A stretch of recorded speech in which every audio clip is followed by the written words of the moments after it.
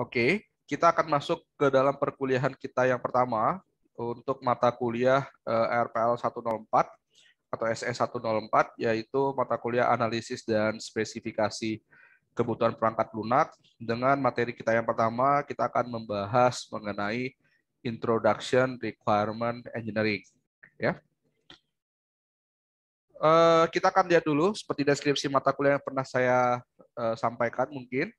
Saya sudah bilang bahwa mata kuliah ini adalah mata kuliah yang mengenalkan konsep dasar dalam melakukan analisis dan menentukan spesifikasi kebutuhan pada sebuah perangkat.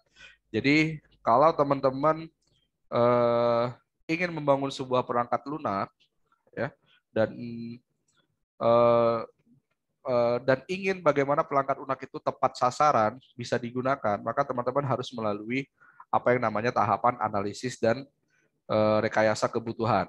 Karena dari situlah teman-teman bisa tahu kira-kira aplikasi apa sih yang saya ingin bangun, ya, dan bagaimana sih aplikasi tersebut memiliki fitur-fitur yang bagaimana sehingga dia bisa menjawab permasalahan yang kemudian terjadi melalui sebuah aplikasi. Ya.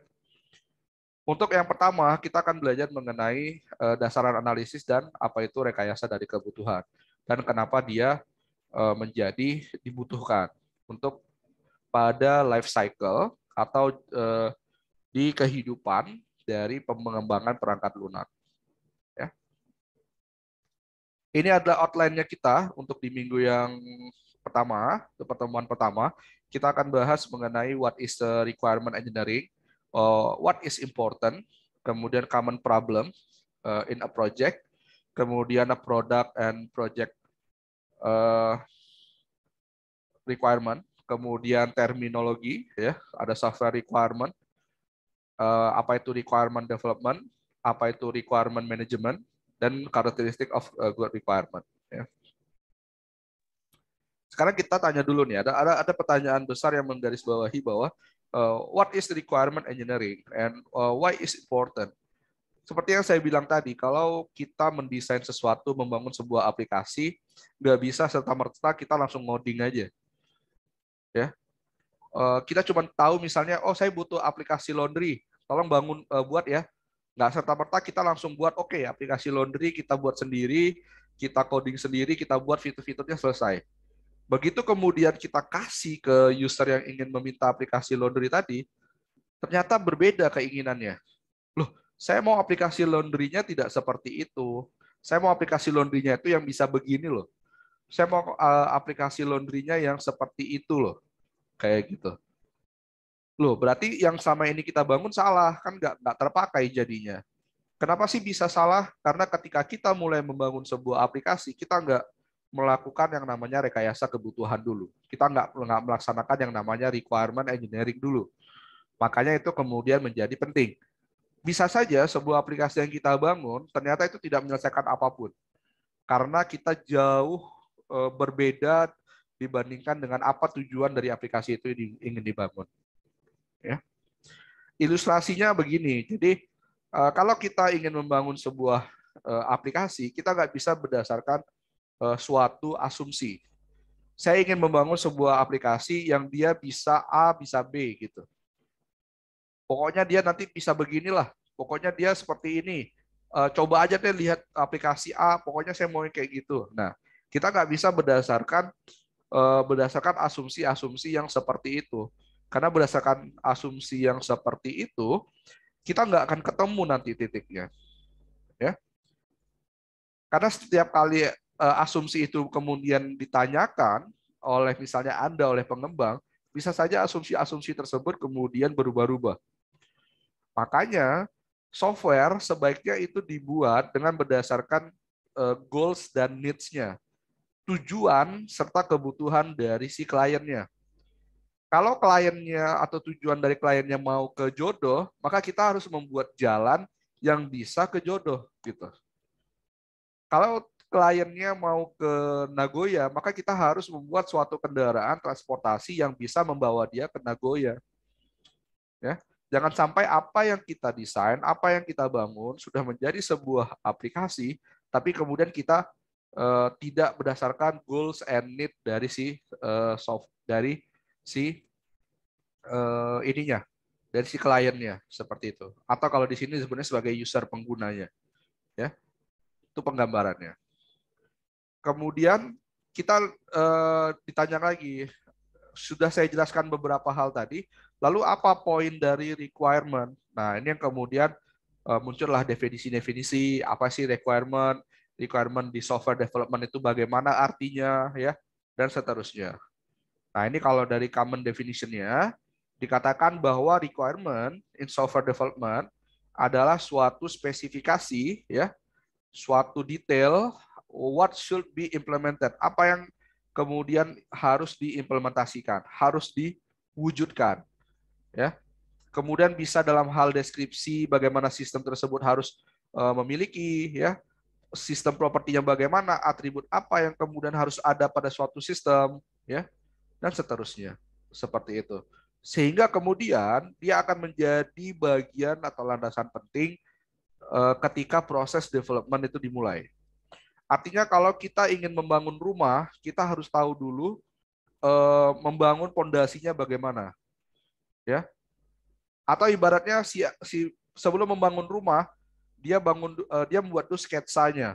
Rumah ini akan memiliki 2 atap, atapnya seperti ini. Dia akan memiliki 2 buah pintu, kenapa sih harus 2 buah pintu? Karena seperti ini. Dia akan memiliki 4 jendela, kenapa sih harus 4 jendela, dan seterusnya. Nah, list-list seperti itu adalah bagian dari kebutuhan-kebutuhan yang akan nanti kemudian diselesaikan dengan mewujudkan melalui aplikasi. Ya. Requirement includes user perspective of system behavior, also including developer perspective into internal system characteristic. Kalau kita sudah mendapatkan gambaran perspektif dari si usernya, ya, bagaimana dia ingin menginginkan suatu aplikasi seperti apa, masalah apa yang dia sudah sampaikan dan kita ingin selesaikan, kita juga bisa kemudian menambahkan dari sisi developernya, ya, sebagai pengembang. Apa nih yang kemudian bisa memperbaiki apa yang sudah disampaikan oleh user tadi. Kalau dia cuma sampai ke standarnya 90, saya dengan perspektif saya bisa membuatnya sampai 100, misalnya gitu. Sehingga fitur yang dihasilkan kemudian bisa dengan baik atau tepat sasaran. Seperti itu. Kemudian kenapa ini penting? What is important? Kayak gitu ya. Karena kalau tidak ada pertanyaan kenapa sih kok tiba-tiba harus melakukan rekayasa kebutuhan atau analisis di awal gitu ya. Maka jawabannya ya dia menjadi hal yang penting kayak gitu. Karena ketika suatu masalah ya, ketika suatu hal itu bisa diketahui dari awal ketika perancangan itu dilakukan, maka biaya pembuatannya itu akan menjadi lebih murah atau biaya untuk memperbaikinya itu akan jauh lebih murah ya untuk mengatasi masalah yang telah ditemukan di awal ya. Tapi kalau ternyata suatu masalah itu ditemukan pada saat sudah production, artinya sudah di launching aplikasinya, baru ketemu nih masalahnya, maka mungkin biaya yang dibutuhkan untuk memperbaiki tersebut menjadi lebih besar. Nah, ini terlihatlah dari grafik yang teman-teman bisa lihat di sini. Jadi kalau dia ditemukan di bagian requirement, maka dia kemudian biaya untuk memperbaikinya, cost of change-nya lebih sedikit. Teman-teman pasti tahu ya, kalau kita membangun sebuah aplikasi, tentu kan kalau di perusahaan software house atau yang lain itu ada biaya gaji dari developernya, ya, gaji dari analisisnya, ya, dan seterusnya. Nah, tapi kalau itu baru ketemukan di akhir, kita harus mengulang lagi prosesnya, ya. Berarti itu bisa menambah dari biayanya, ya. Change the source code ketika suatu proyek itu sudah di launch, sudah di production, lalu mengganti kodenya dan seterusnya. Nah, ini kemudian akan menyebabkan bukan hanya biaya sebenarnya, tapi hal-hal lain yang juga kemudian bisa terdampak. Ya, misalnya, oh ternyata masalahnya nggak cocok dia pakai device ini, dia cocoknya pakai device B. Oh, berarti nanti kita harus ganti lagi ekosistem aplikasinya dan seterusnya. Kenapa itu nggak kemudian muncul di bagian requirement? Ternyata teknologi yang kita gunakan tuh nggak bisa loh untuk B, untuk A, kita harus pakai B. Nah, sebaiknya hal-hal yang seperti itu sudah ditemukan di bagian awal. Ya. Sekarang kita lihat dari common problem in software project, gitu ya. Yang pertama ada insufficient user involvement. Ya, karena mungkin saja karena ini berkaitan dengan user, seperti yang saya bilang tadi, kalau kita ingin mewujudkan aplikasi yang tepat guna, tepat sasaran, ya, aplikasi yang dibangun bisa digunakan terus-menerus, ya tentu harus ada keterlibatan dari usernya. Tapi kalau usernya saja eh, tidak terlibat begitu dalam atau kurang terlibat, gitu ya, kemungkinan akan menghasilkan terjadinya miskomunikasi, gitu loh. Miskomunikasi dengan siapa? Mungkin dengan project leadernya, dengan bagian sistem analisnya, sehingga untuk sampai ke tahap development, developer aplikasinya menjadi terkendala. Kayak gitu. Kalau sudah seperti ini, apa yang terjadi? Timeline dari projectnya yang bermasalah. Seharusnya analisis dan requirement selesai 2 minggu dari timeline yang harusnya 10 minggu. Tapi kemudian ada kesalahan atau ada terlambatnya dalam menyusun analisis, jadi 4 minggu. Berarti sisanya programmer untuk ngoding dan segala macamnya menjadi lebih sedikit. Nah, ini yang kemudian menjadi kendala. Ini biasanya masalah-masalah seperti ini sering muncul, gitu ya. Kemudian keinginan user yang terus berubah. Misalnya kalau sudah ditentukan bahwa ketika kita melakukan analisis dan rekayasa kebutuhan, aplikasi A itu akan seperti ini. Nah, ketika dia berjalan, kemudian ada penambahan request, ada penambahan fitur, ada penambahan dan seterusnya. Kemudian itu bisa menjadi salah satu yang menghambat juga atau masalah yang biasa muncul pada software project, gitu ya. Sehingga kok saya sudah buat nih, sudah masuk ke tahap development, kok tiba-tiba user minta lagi ganti ya, bahwa dia nggak setuju dengan fitur A, B, C atau seterusnya, kayak gitu.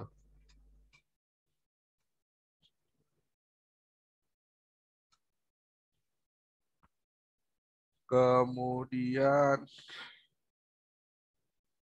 sebentar.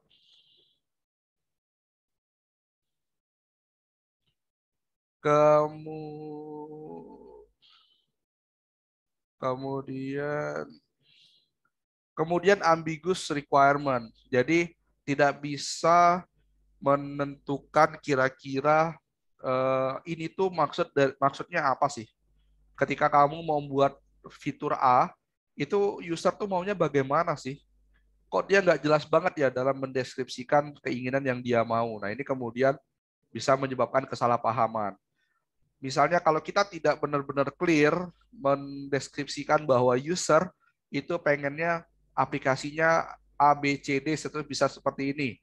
Kalau kita tidak dengan clear membuat statement yang baik gitu ya, malah bisa membuat ambigu, maka nanti ketika dibaca oleh developer, oleh programmernya menjadi misinterpretasi. Jadi, oh maksudnya B ya. Ternyata user pengennya A, tapi developer memahaminya itu adalah sesuatu yang B. Nah, ini kan kemudian menjadi dua hal yang berbeda. Kenapa sih ini bisa terjadi? Karena biasanya ini terjadi karena komunikasi. Karena developer sudah mepet deadline, gitu ya, udah nggak bisa nih, udah nggak bisa menanyakan user lagi ini maksudnya apa, kayak gitu. Nah, ini kemudian bisa menjadi masalah-masalah umum yang muncul pada software project, ya. Kemudian penambahan adanya fitur-fitur tambahan lagi yang di luar dari requirement. Udah selesai 80% aplikasi yang dibangun. Tiba-tiba sudah minggu ke-9, mau ke minggu 10 mau production, ternyata minggu ke-9 dia usernya bilang, saya pengen ada fitur tambahan deh, dia bisa kasih push notifikasi misalnya. Wah, itu kemudian bisa menjadi penghambat sendiri bagi penyelesaian dari proyeknya. Makanya kemudian sebenarnya kalau analisis dan requirement sudah selesai, dia akan menghasilkan suatu software namanya software requirement specification atau kerangka kerja, ya. Dan itu disepakati, ditandatangani oleh user, ya, oleh stakeholder, gitu ya. Ditandatangani, disepakati bahwa inilah dia requirement yang akan dibangun pada development aplikasi. Jadi tidak boleh terjadi perubahan di luar scope yang ada di dokumen ini, kayak gitu. Kemudian ada minimal specification in accurate planning. Jadi mungkin ini kesalahan dari project leader, gitu ya, bahwa project leader tidak mampu melihat, tidak mampu mendeskripsikan apa yang sudah user katakan, user ceritakan, dan seterusnya. Gitu ya. Kemudian overlook user class. Ya, ini mungkin juga dalam melihat bahwa suatu produk itu ternyata memiliki beberapa tipe user, gitu ya.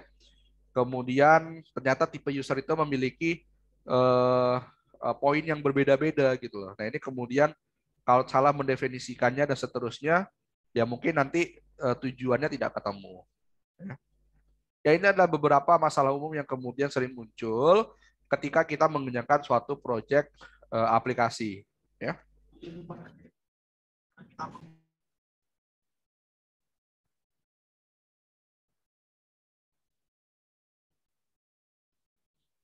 Oke. Kemudian ada istilah project dan ada istilah product requirement. Ya. Kemudian kalau kita lihat product requirement itu berkaitan dengan sistemnya, produknya, softwarenya. Dia mau yang produknya nanti bisa seperti apa, berjalan di sistem yang bagaimana, kemudian aplikasinya seperti apa, dan seterusnya itu di bagian dari product product requirement. Lalu kalau project requirement berkaitan dengan si kebutuhan dari si projectnya, dari infrastrukturnya, ketika dia membangun aplikasi A, dia butuhnya teknologi apa, kemudian dia butuh perangkat yang bagaimana, kemudian kemampuan dari developernya harus seperti apa memang harus melakukan training dulu karena membutuhkan teknologi terbaru, gitu ya.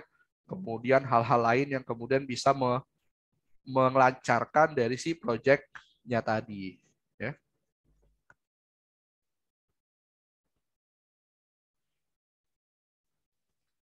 Kemudian ada tipikal dari requirement process. Ada mulai dari yang namanya well established, lalu ada juga yang mulai dari yang namanya agile requirement. Perbedaannya kita akan lihat, kalau pada well established requirement process, ini benar-benar yang ketika kita mendefinisikan suatu rekayasa kebutuhan pada suatu aplikasi, dia sudah jalurnya lah seperti itu. Jadi kalau kita mau ke lantai 2, maka menanjaki setiap anak tangganya itu sudah pasti. Satu, langkah 2, anak tangga 3, keempat, seterusnya hingga sampai ke lantai 2. Dan seperti itu.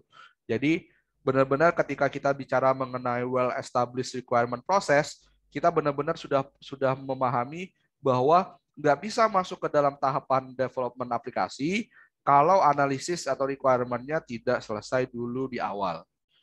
Makanya ada kerangka kerja software atau dikenal dengan SDLC, Software Development Life Cycle, yang namanya adalah waterfall. Waterfall adalah bagian dari kerangka kerja pengembangan software yang dia sifatnya adalah well established requirement. Artinya kalau analisis tidak selesai duluan, nggak bisa lanjut ke dalam tahapan desain. Kalau desain nggak selesai duluan, maka nggak bisa masuk ke tahapan implementasi. Kalau implementasi belum selesai, nggak bisa tahapan testing dan seterusnya. Jadi benar-benar ketika bicara mengenai well-established requirement, setiap tahapan itu harus beres. Kalau teman-teman lihat di gambar, gini ya, dia dikenal dengan nama the follower process. Ada stakeholder, ada client user, gitu ya, ada stakeholder manajemen dan seterusnya. Setiap dari user ini itu nanti akan menghasilkan suatu dokumen, menghasilkan template dari right of requirement, menghasilkan template dari scope-nya, vision and scope-nya, menghasilkan template atau dokumen dari requirement specification. Nah, kalau sudah beres ini, baru kemudian masuk ke tahapan desain atau coding dan seterusnya, kayak gitu. Jadi benar-benar tahapan well established ini itu diselesaikan dulu. Si klien usernya diberesin dulu. Apa nih berkaitan dengan projectnya? Apa sih yang ingin dia mau? Project goals-nya. Nah, ini kan ada ya. Project goals-nya. Stakeholder-nya siapa? Kayak gitu. Kalau sudah ketemu stakeholder-nya, tanyakin lagi stakeholder-nya mau yang requirement-nya bagaimana. Dia butuh apa dan kebutuhannya bagaimana. Kayak gitu. Nanti ketemu lagi stakeholder yang bagian manajemen dan seterusnya, ngomong lagi. Nah, itu harus selesai dulu, beres semuanya. Ini kalau proyeknya skalanya besar. Ya. Skala besar itu artinya mungkin untuk suatu perusahaan dan dia banyak lah, jumlahnya banyak gitu ya, seterusnya. Jumlah karyawan terlibat, lalu setiap level dari manajemennya juga banyak, dan seterusnya. Seperti itu. Seperti contoh, misal saya punya klien dari PLN, kayak gitu ya. PLN ini dia punya divisinya, jadi ada divisi memang IT-nya. Ketika mereka ingin mendevelop sesuatu, ternyata mereka harus berbicara dulu bahwa ini itu dari karyawan siapa sih yang menjadi masalahnya, atau permasalahannya apa. Kalau memang sudah diketahui, ditanya kemudian ke stakeholder pimpinan selanjutnya. Ini kalau ini diselesaikan seperti ini, nanti bagaimana resiko dan seterusnya. Ya, dan kalau sudah beres semua, baru mereka kemudian bisa mendevelop sesuatu. Tapi tantangannya apa? Lalu muncul tantangannya bahwa delivery-nya bisa saja menjadi lebih lama karena terlalu fokus kepada analisis dan requirement tadi. Nggak bisa maju-maju ke tahap development karena analisisnya nggak selesai-selesai. Jadi dia cerita terus, si user ini sampai saat ini pun belum ketemu nih dia maunya apa, pengen aplikasi yang bagaimana. Sehingga waktu yang sudah targetnya 2 minggu menjadi kemudian bisa bertambah 4 minggu dan seterusnya. Delivery-nya bisa menjadi mundur kayak gitu ya. Kemudian working together will be challenge, pasti kan kayak gitu ya. Berurusan dengan klien pengguna yang kemudian ternyata fokusnya juga tidak menjadi utama gitu ya. Artinya ketika kita butuh masukan dari dia nggak bisa hadir gitu ya, sehingga menjadi terlambat dan seterusnya, nah itu jadi masalah. Kemudian hard to create prototyping, ya karena udah seperti ini, sudah terjadi beberapa hal, kemudian akan sulit untuk menghasilkan prototypingnya. Prototypingnya dalam arti untuk menunjukkan bahwa konsep yang sudah didesain dari awal dan seterusnya, itu proof, terbukti. Karena kalau nggak proof, nggak terbukti, wah ini bisa kemudian akan jadi bottleneck lagi atau masalah baru. Seperti itu. Nah, sekarang kita lihat yang satu lagi tipikalnya, agile requirement process. Agile ini yang banyak digunakan di startup yang ada di yang ada saat ini gitu ya, bukan hanya di Indonesia tapi juga di mana-mana. Mereka menggunakan pola pendekatan agile. Artinya bahwa tidak harus ke semua permasalahan user itu harus selesai dulu di awal, tidak. Mereka bisa memilih beberapa story, beberapa masalah yang kemudian bisa mereka buatkan menjadi prioritasnya. Mereka sudah mendefinisikan dari user, ya, dari cerita-cerita user diprioritaskan. Ini adalah yang paling pertama karena ini terkait dengan aplikasi core-nya. Ini ketiga, ini keempat, ini seterusnya. Mereka bisa mengerjakan itu berdasarkan prioritasnya. Kemudian yang terakhir prioritasnya berkurang, itu dikerjakan di akhir. Nah, selagi dalam proses pengerjaannya, dia bisa masuk mulai dari analisis, ke coding, kemudian ke implementasi, ke testing. Kalau ternyata satu iterasi itu sudah beres, gitu ya, sudah mereka lompat lagi ke story yang berikutnya, ke masalah yang di list berikutnya.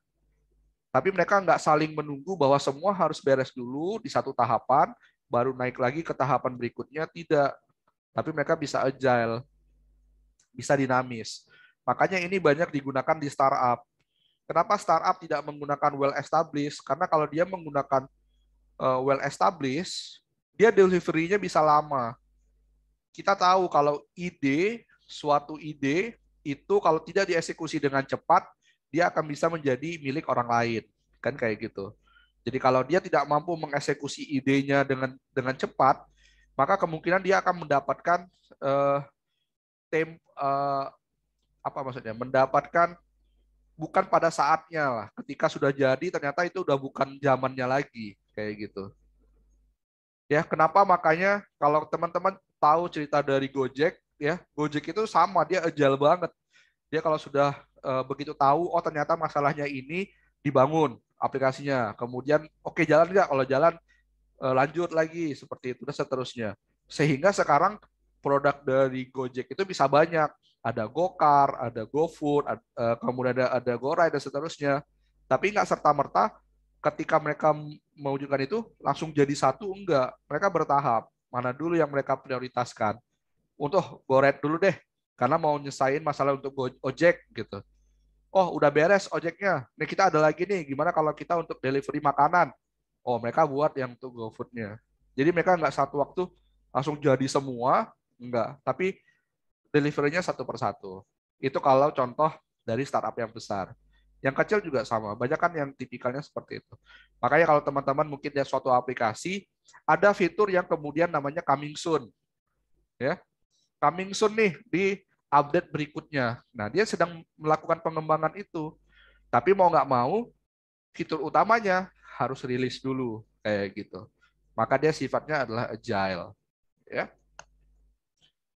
Tapi tentu nggak mulus juga di agile requirement karena ada tantangan yang kemudian timbul khusus untuk agile. Repetitive work karena pengulangan proses yang tadi itu mulai dari analisis dan seterusnya itu terus berulang. Kemudian kalau SDM-nya cenderung bosanan, dia nggak bertahan.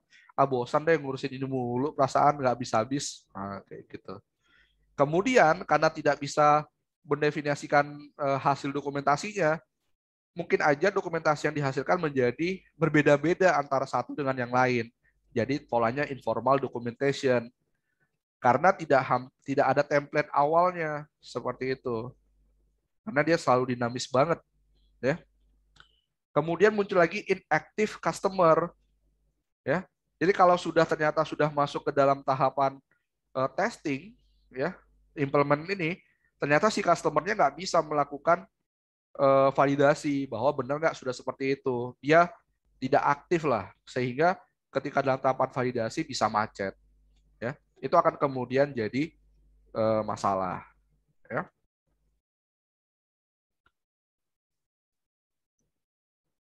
Kita masuk ke summary-nya dari kesimpulan apa yang bisa kita dapat dari yang topik yang pertama, bahwa kalau kita mau bangun sebuah software has to be created with the consideration of user goal and needs. Jadi ada tanda underline-nya bahwa itu harus dibangun berdasarkan goals dan needs. Nggak bisa berdasarkan asumsi.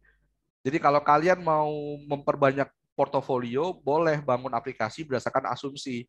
Tapi kalau kalian sudah berhubungan dengan klien, pengguna, user, kita harus fokus kepada apa sih tujuannya dan apa sih kebutuhannya. Nah itu. Kemudian requirement are specification that describe how to system should behave, ya. Tentulah bagaimana requirement itu merupakan bagian dari spesifikasi apa saja yang akan harus dikerjakan dan harus ada pada suatu sistem. Ya. Semakin awal menemukan suatu masalah pada aplikasi pengembangannya, maka ini akan semakin lebih baik dari segi biaya, waktu, dan lain-lainnya. Kemudian ada dua typical requirement discovery process, ada well established dan ada agile process. Ingat aja, kalau dia menaiki tangga satu persatu, maka dia adalah well established. Tapi kalau dia terus berputar, tidak harus selesai di tahapan satu, maka dia adalah prosesnya agile. Dan kalau misalnya panduannya adalah startup itu banyak menggunakan tipikal dari yang agile.